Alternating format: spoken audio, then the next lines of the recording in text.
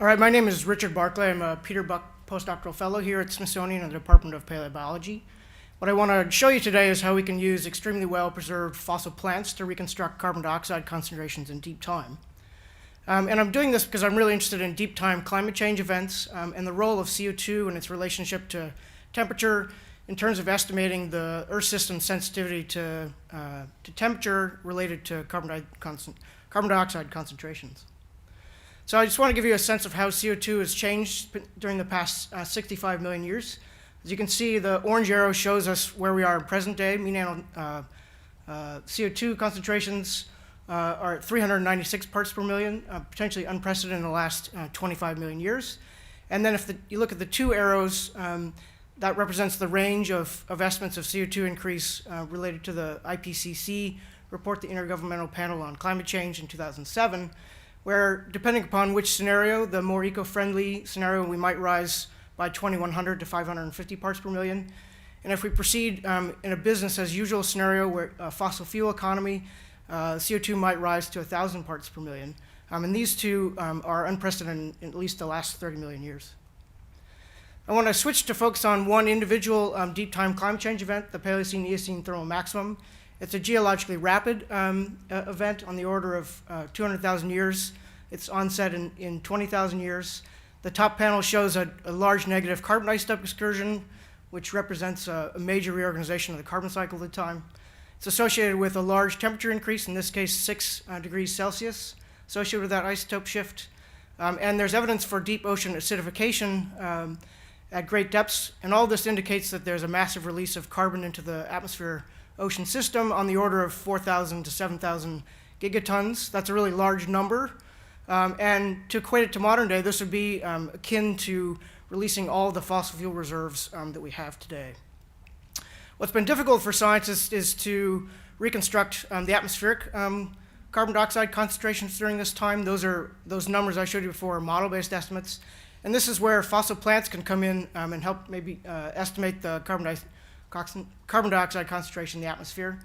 We're using the ability of plants to modify the number of breathing pores on the leaf surface. This is a fossil specimen. You can see individual cells, and those little bracketed cells are the site of gas exchange. CO2 is going into that cell, being used in photosynthesis. Plants gain their sugars. At the same time, they're transpiring water out of that same pore to bring up nutrients from the soil and to cool the leaves. And basically what we can track is how the number of stomata, those pores on the leaf surface, change through time. In a rising CO2 regime, the plant can get the same amount of carbon, reduce the number of pores on the leaf surface, and improve water use efficiency. And this is an inverse relationship. CO2 goes up, the number of stomata go down. So I'm going to use fossil ginkgo as my analog species for the Paleocene-Eocene thermal maximum 56 million years ago, because it has a long fossil record and its modern species looks almost the same as the fossils. What we do is we study the response of modern ginkgo to changes in CO2, in this case taking ginkgo from herbarium specimens with known dates, assigning CO2 concentrations based upon ice core data and actual measurements at Mauna Loa.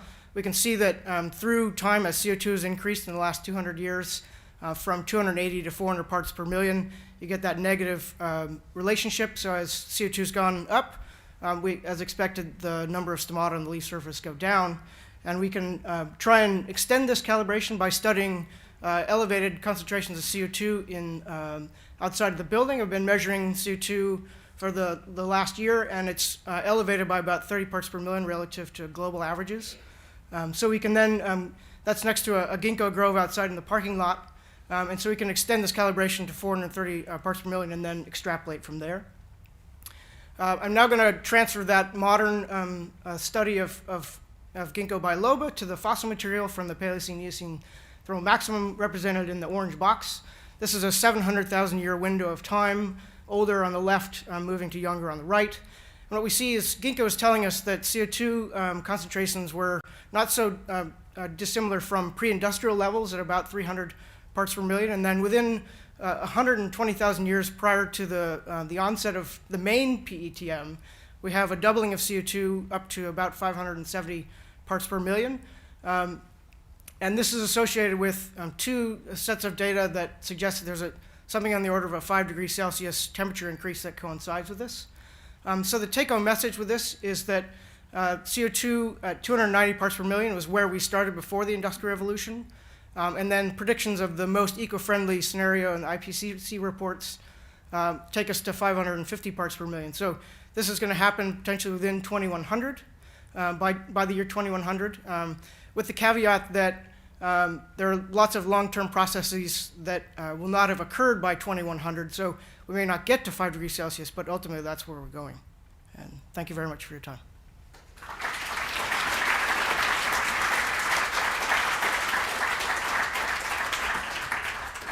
So Brian's question is that in the Paleocene, the time period before the Paleocene-Eocene thermal maximum event, those CO2 levels are similar to pre-industrial levels, but there's no record for ice, and we think that the temperature is a lot warmer. So it's a difficult question to answer.